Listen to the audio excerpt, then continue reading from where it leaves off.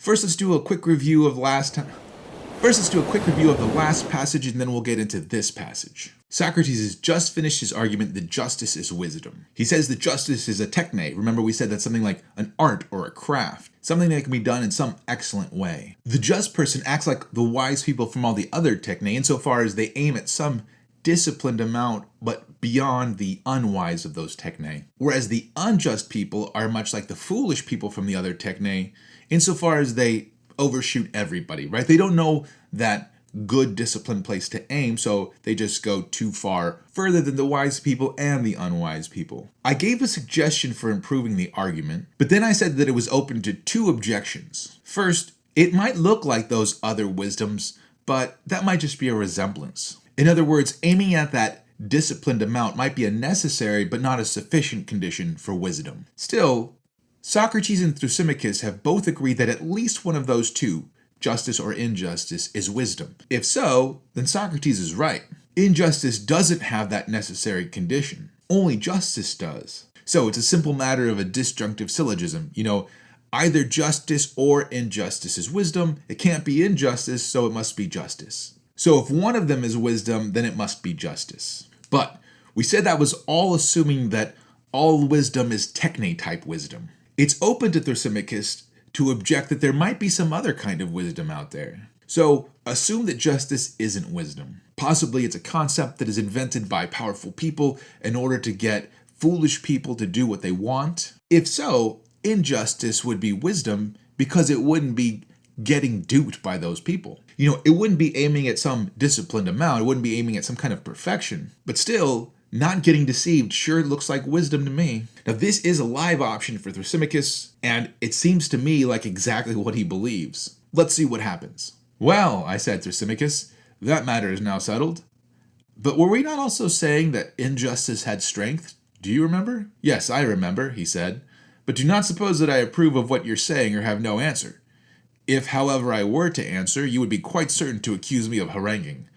Therefore, either permit me to have my say out, or if you'd rather ask, do so, and I will answer very good, as they say to the storytelling old women, and will nod yes and no. Now, are we to believe that Thrasymachus actually has a response? I told you what I think he should respond. Was Thrasymachus about to give that response, but Socrates just wouldn't let him talk? Well, Thrasymachus sure doesn't seem like the kind of guy that could be shut up, and Socrates doesn't seem like he's in the business of shutting people down. So I don't think Thrasymachus actually has something to say. However, this could just be a literary device used by Plato to let you know that there is something more that could be said. So maybe the fact that Thrasymachus isn't allowed to answer is actually an important fact. And in fact, we'll see later on in the Republic that this idea isn't done yet. Certainly not, I said, if contrary to your real opinion. Yes, he said, I will to please you since you will not let me speak. What else would you have? Nothing in the world, I said. And if you're so disposed, I will ask, and you shall answer. Proceed. So since Thrasymachus isn't allowed to answer, right, he's willing to let Socrates proceed with his Socratic method of asking questions and having Thrasymachus answer. Which isn't quite fair, because Socrates lets people respond whenever they want. But still, there is a whole lot of yes, certainly, very trues going on. Then I will repeat the question which I asked before, in order that our examination of the relative nature of justice and injustice may be carried on regularly. A statement was made that injustice is stronger and more powerful than justice. But now justice, having been identified with wisdom and virtue, is easily shown to be stronger than injustice, if injustice is ignorance.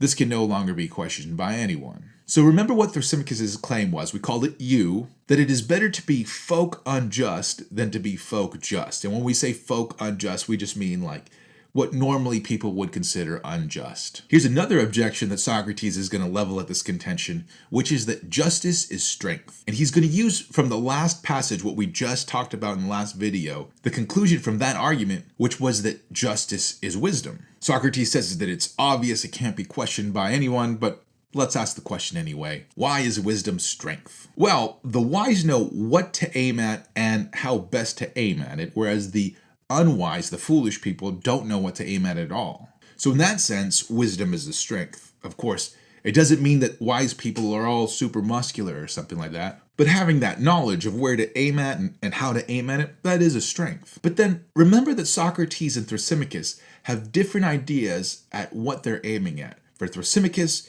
It's getting power and stuff. For Socrates, the whole goal is getting the right amount. And the only reason that Socrates gave to think that his goal is the right one is because it looks like the whys of all the other techne. In other words, his last argument is the reason to think that wisdom is strength. So a lot is riding on that last argument for this to work. However, he's about to give us a different supporting argument for his objection. But I want to view the matter, Thrasymachus, in a different way. You would not deny that a state may be unjust, and may be unjustly attempting to enslave other states, or may have already enslaved them, and may be holding many of them in subjection. True, he replied, and I will add, the best and perfectly unjust state will be most likely to do so. I know, I said, that such was your position, but what I would further consider is whether this power which is possessed by the superior state can exist or be exercised without justice. If you are right in your view and justice is wisdom, then only with justice. But if I am right, then without justice. In other words, a state can only, pull all those kinds of things off well if it's a wise state. And if justice is wisdom, then, you would need justice to do those things. If injustice is wisdom, then you need injustice to do those things. I'm delighted, Thrasymachus, to see you not only nodding assent and dissent, but making answers which are quite excellent. That is out of civility to you, he replied. You're very kind, I said. And would you have the goodness also to inform me whether you think that a state, or an army, or a band of robbers and thieves, or any other gang of evildoers could act at all if they injured one another? No, indeed, he said, they could not. But if they abstained from injuring one another, then they might act together better? Yes. And this is because injustice creates divisions and hatreds and fighting, and justice imparts harmony and friendship. Is that not true, Thrasymachus? So here's his second supporting argument for his objection that justice is strength, and it's this, that injustice leads to a debilitating kind of a strife, whereas justice leads to a harmony which allows you to accomplish the things that you want. I agree, he said, because I do not wish to quarrel with you. How good of you, I said. But I should like to know also whether justice, having this tendency to arouse hatred, wherever existing, among slaves or among freemen, will not make them hate one another and set them at variance and render them incapable of common action. So he's going to give 3 supporting examples for his contention here that injustice is debilitating. And the first one is this: unjust people in a group. He claims that unjust people in a group will start to become unjust towards each other. And of course, once they start becoming unjust towards each other, they start harming each other, nothing can get accomplished because they're not working together in union. The main idea here being that whole there is no honor amongst thieves kind of contention. In other words, when you have a group of unjust people, even if they're going to some goal, the fact that they're unjust is going to cause them to start being unjust towards each other. He never actually argues for this. Thrasymachus just accepts that it's true, but it seems pivotal to the argument, and it seems very questionable. So let's check it out. Why would we believe such an idea? Why would we believe that a bunch of criminals, acting together would eventually start attacking each other? Well, to be unjust is to throw out what you should do for what you desire. And one of the things that you should do is to be loyal to your group. So if you're unjust, you should stop being loyal to your group. Here's an example. Let's say we're in a philosophy gang. We go out and we steal works of philosophy together. And I notice, oh man, you just stole the original copy of the Summa Theologica signed by Aquinas himself. So jealous, right? So awesome. One day it goes missing. What do you think happened? Do you think a just person broke into our house and stole that book from you? No, you think it's going to be an unjust person, right? And I've already proven that I'm an unjust person. Why wouldn't I steal from you if I could get away with it, right? We shouldn't steal in the first place, but we do all the time. I shouldn't steal from you, but that never stopped me before. Now, one thing you could object to this idea is that we would all realize that, hey, if we think that way, right, this group is going to be very unsuccessful and we want it to be successful. It's in our best interest for us all to work cohesively in this injustice. So for example, in our philosophy gang, I might say, hey guys, huddle up, let's talk. We can't be stealing from each other, right? We can't be taking stuff. We all agree, right? Everybody, hands in, loyalty on 3, 1, 2, 3, loyalty. But here's the problem. Once I've convinced everybody of that, now I'm already an unjust person. If I know for a fact that nobody is going to steal from anybody, that I convinced everybody, now why don't I just go steal? So long as I don't get busted, right? so long as I'm the only one doing it. If I know that I'm the only one doing it, why not do it? In fact, this idea is very reminiscent of what's called the prisoner's dilemma. Let's say we get busted stealing something, not quite as expensive. Let's say A.E. Taylor's Plato and the man and his work. One day, please write a book about me, the man and his work. That'd be awesome. It'd be very short. We get busted for this, and we could go to jail, let's say, for like a year, right? Sucks. We don't want to go to jail. But the police also suspect us of stealing that Summa Theologica, right? So we could go, that's grand larceny, that's super expensive copy. It was original copy, signed, autographed by the man himself. We could actually get 10 years for that. But they put us in solitary confinement when they catch us, right? We don't have a chance to talk to each other. They bring each one of us in individually and they say this, look, if you tell on your friend, then you will go totally free and your friend will get the whole 10 years. All we want to know is, did you guys steal the Summa Theologica? And we need somebody to take the fall. If your friend takes it, why not? And remember, you're being unjust. You're an unjust person. You don't have the scruples. Why not sell them out? Well, then you think about it and you say, well, wait a second. What if he tells on me? And they say, oh, well, then we'll just split the difference. You'll both get 5 years. No big deal. Wow, 5 years. That's really awful, right? 5 years is bad. 10 years is horrific. 1 year, nobody wants, right? But that seems to be like, if you add all the years up together, if nobody talks, if you don't talk and your friend doesn't talk, then you each are going to have to serve 1 year. So really, that's best case scenario for the both of you. However, for each one of you individually, the best case scenario is for you to talk and the other person not to talk. Then you would be, you'd be getting away free and that other person would have to take the whole 10 years. But if you're both thinking that way, then you're both going to get 5 years. So what should you do? Well, you know that other person is unjust. You know that they're thinking the same way you're thinking. So probably the safe thing would be to talk. You know that other person is going to talk, and now you only have 5 years when you could have had 10 years. And added bonus, if you're wrong, if that person doesn't talk, then you get out free. But see how weird that is? Like, it's in both of your best interest to talk, so you're both going to talk. So the police are going to win, right? They're going to get you both for 5 years. If only you could trust each other, then you would only have 1 year apiece. Now, you might think, well, I'll talk to my guys first, I'll make sure we're all about loyalty. I'll say, hey, if you're ever in this situation, don't sell the other guy out. That's a trick. Let's agree right now that we won't sell each other out, and then we'll all only get 1 year, right? Here's the problem. Let's say now you've convinced everybody 100%, right? They're all like, yes, for sure. It's all about loyalty, man. 1 year, we're not going to let the man get us down. Well, now they're convinced. You get put in that situation. Why would you not talk? Right? You could get out for free. If you're being unjust, then you may as well, right? If there's no such thing as justice, if injustice is wisdom, then you should talk and then you'll leave. Now, one problem with this kind of reasoning is that it is very rational and people don't always make rational choices. Humans often make irrational choices. In fact, they make choices that not only not benefit themselves, but harm themselves. Like when I was a kid, I remember being in high school, my mom would force me to sit and study for several hours at a time.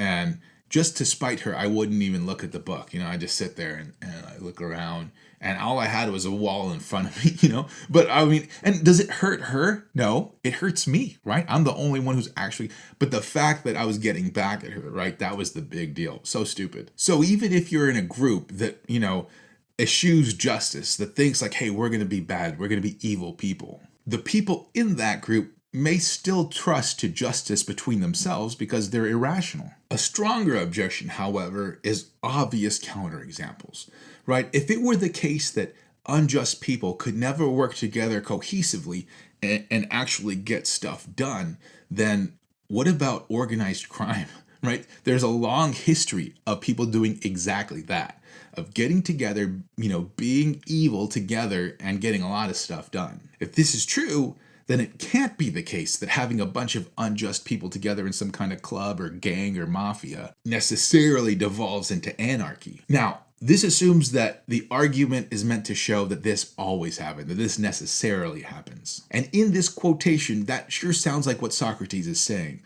But at the end of the passage, we'll see that Socrates is actually going to try to account for those other, mafia and stuff like that. And in fact, he's not only going to try to account for it, but he's going to say that actually proves my point. But let's wait till we get there to explain a little bit more. Certainly, and even if injustice be found in two only, will they not quarrel and fight and become enemies to one another and to the just? They will. And suppose injustice abiding in a single person, would your wisdom say that she loses or that she retains her natural power? Let us assume that she retains her power. Yet, is not the power which injustice exercises of such a nature that wherever she takes up her abode, whether in a city, in an army, in a family, or in any other body, that body is to begin with rendered incapable of united action by reason of sedition and distraction? And does it not become its own enemy and at variance with all that opposes it, and with the just? Is not this the case? In other words, injustice within a group is undesirable because 1. It renders the group incapable of united action. 2. The group becomes its own enemy. And 3. It becomes the enemy of other just people. Yes, certainly. And is not injustice equally fatal when existing in a single person? In the first place, rendering him incapable of action because he is not at unity with himself. And in the second place, making him an enemy to himself and to the just. Is not that true, Thrasymachus? Yes. So here's his second support for this objection, which is injustice in individuals. An unjust person, Socrates claims, is incapable of united action within herself, is her own enemy, and 3, is the enemy of the just. So these are the same things we mentioned in the group injustice one. Now 3 seems pretty obvious, and it seems pretty obvious why that would be bad because, then the just will come for you just like the police come for bad guys. However, it's also the case that the unjust person might befriend other unjust people. And in an unjust society, this would actually be beneficial. For example, imagine you help a gang shake down an elderly shop owner for protection money. Well, they may help you when you have a dispute with your neighbor. And imagine that that neighbor is just and won't help them. Well, now obviously that gang is going to help you. So I'm not quite sure that this one is a good one. 1 and 2 seem to depend on a stretch of an analogy with group injustice. In groups, you can get this kind of strife because you have competing centers of interest, right? Each person is interested in themselves, and because of that, they're trying to get the best for themselves. What could be the analogy in a single person? Obviously, it's not the body parts that are competing. Body parts don't have wills to be able to choose. And yet, a person can clearly be at odds with himself. For example, I love my wife very much. She's an awesome person, awesome. And I want to make her happy. I know she loves it when I watch the kids. And yet sometimes I want to go surf. And there's this internal struggle between, doing the right thing or getting in the water. Now, maybe this isn't the same kind of struggle. You have competing desires, but you're a real unit. Whereas the group has competing units and they're just like a loose collection. So maybe the disunity within yourself is a little bit different, and so maybe it's disanalogous. Oddly enough, however, I do kind of think that there's enough commonality between these two, between injustice in groups and injustice in a person, to sort of lump them together. When I was in the Air Force, I took this. I'm a little embarrassed about this class because it becomes like a cult with some people, but the 7 Habits of Highly Effective People, it's all about personal organization and stuff like that. Great stuff. I don't, not very good at it, but great stuff. And I remember, Stephen Covey, who is worshipped by some people, talked about, you make your calendar, you set out the things that you do, and don't, whatever you write down, he said, make sure that you do it, because once you don't keep that promise to yourself of doing that thing that you wrote down, then it's going to be like the whole thing is just thrown out, right? And he called that personal integrity, doing what you said to yourself that you were going to do. And personally, I found that to be very true. The moment that I'm just like, man, I'm not going to do that right now, the rest of the schedule for the rest of the week is just screwed. I just don't follow it at that point. And it's because there are these other, I have my keeping the schedule that I want, and I have my other stuff that I want to do, like just pick up and go surf whenever I want to. And if I don't maintain that integrity in keeping to that schedule that I said that I would do, then man, it's just out. So it is in a way like that there are multiple centers of interest in one person, and that person manages them. And being unjust to one center of interest ruins any kind of excellence you could have had. And oh, my friend, I said, Surely the gods are just. Granted that they are, but if so, the unjust will be the enemy of the gods, and the just will be their friend. So here is his last supporting argument, which is that the unjust make themselves enemies of the gods. And it sounds antiquated to modern ears, enemies of the gods. But really, I think this actually might be the strongest argument here. Because think about it. All kinds of people that are unjust get away with the bad things that they do, right? They make it to the end and it never catches up with them. If we ever have any kind of hope of justice actually being served, then the only way that's possible is if there's this life after death where they can get punished for those things that they did. With the other two arguments, with the unjust in the group, you might be the strongest of that group and actually be able to take advantage of everybody. With that injustice in yourself, you might be able to hold it together. But if you're unjust toward God and there isn't life after death, it will for sure catch up with you in the end. So if there is a possibility of life after death, then injustice is definitely a weakness. Of course, this assumes that there is a life after death. What if we're not sure if there's life after death? We'll consider that more at the end of the video, so stay tuned. Feast away in triumph and take your fill of the argument. I will not oppose you, lest I should displease the company. Well then, proceed with your answers and let me have the remainder of my repast. For we've already shown that the just are clearly wiser and better and abler than the unjust, and that the unjust are incapable of common action. Nay, yet more, that to speak as we did of men who are evil acting at any time vigorously together is not strictly true. For if they had been perfectly evil, they would have laid hands upon one another. But it's evident that there must have been some remnant of justice in them, which enabled them to combine. If there had not been, they would have injured one another as well as their victims. They were but half villains in their enterprises. For had they been whole villains and utterly unjust, they would have been utterly incapable of action. That, as I believe, is the truth of the matter, and not what you said at first. We said before, it looked like Socrates was saying that unjust people have no possibility of working together. And we gave the obvious objection of those counterexamples, like the mafia and gangs. Socrates' response here is that when they do work together, it's because they're treating each other justly. If they were being unjust towards each other, they wouldn't be able to act together. So, far from being a counterexample, this actually proves that justice is the stronger, because they wouldn't be able to do that if they didn't have a remnant of justice. Of course, it begs the question, wouldn't I be stronger if I joined a gang? Stayed in a clique and we're unjust to everyone else, but we're just to each other? And that's definitely not the conclusion that Socrates wants. But what does this mean for all of us? First of all, are unjust people trustworthy in a group? Well, maybe. A person without integrity may at any moment realize that if there is no justice and your goal is to get stuff and power, then your rational choice is to take whatever advantage you can over everyone. But that's not everyone's goal. Some people desperately want to belong and they're fiercely loyal. So you might join a gang, not because you're trying to get a lot of stuff, but just because you want to be part of the clique. And if that's you, by the way, know that the people that organize a kind of group like that are not your friends. I mean, if it were all about loyalty and belonging, then you could do that in a service club. People who organize mafias and gangs are interested in getting money and stuff and power. So they'll have no qualms of taking advantage of you whenever they can. Which is not to say everyone in a gang is like that. And I definitely don't mean to be judgmental. Just a little bit of advice that you obviously didn't ask for. Secondly, would I be stronger if I were unjust? Again, depends on what your goals are. You want to get power and stuff? Well, maybe. Really, at that point, it depends upon the society. In a just society, you might find it very difficult. But in an unjust society, you might get everything you ever wanted.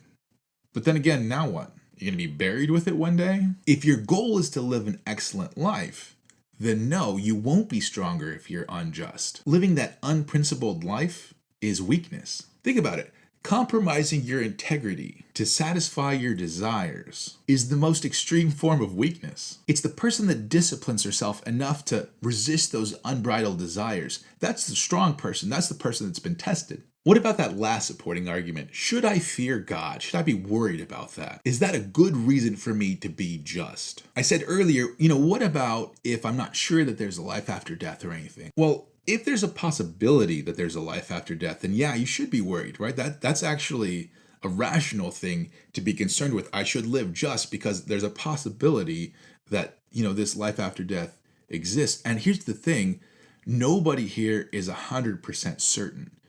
And if there is no certainty, then there's that possibility, right? And if there is that possibility, then the wise thing to do would be to live justly. Of course, there is the possibility that there is the life after death, and that in that life after death, we don't actually get punished for the bad things that we do in this life. I say that's possible. I don't know that it's very plausible. I mean, it seems to me like if there's no punishment for the bad things that we do, then this life ends up being pointless. It is literally inconsequential, the bad things that we do. So why not do bad things? I actually believe something a little bit different. I think that there is the possibility that you don't have to pay for the bad things that you do, because I'm a Christian and I believe that Jesus pays for the bad things that you do. So long as, you're truly repentant, you truly are sorry for the bad things that you did and, turn from them, and you truly give your life to Jesus, then those bad things, he takes that punishment for you, which is a good thing for me because I'd be screwed otherwise, because I've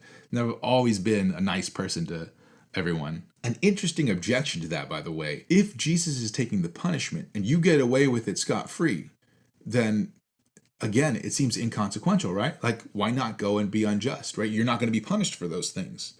And that's what I thought at first, but it's interesting. Paul talks about this. Part of the way that you have this forgiveness, that Jesus does take that punishment for you, is that, number one, you are truly repentant, which means you truly are sorry for the things that you've done and truly determined to turn away from them, even though you're probably going to mess up plenty of times otherwise. You've determined, I'm not going to do those things. And number two, that you love Jesus. So if you love Jesus, you're not stoked that he's taking the punishment for you, right? So could you get away with doing all those things? Yes, but would you? No, which was an interesting idea. I didn't know that before I became a Christian. Anyway, speaking of doing bad things, I lied to you in the previous video. I said that this would be the last video on Book 1 of the Republic. But I kind of miscalculated my propensity for loquacity. So, in the next video, Socrates is going to argue for a different thesis, which is that justice leads to happiness. How can that be? Well, subscribe to the channel, click the little bell, and then you'll get an alert to when the next video comes out, and I'll see you in that video.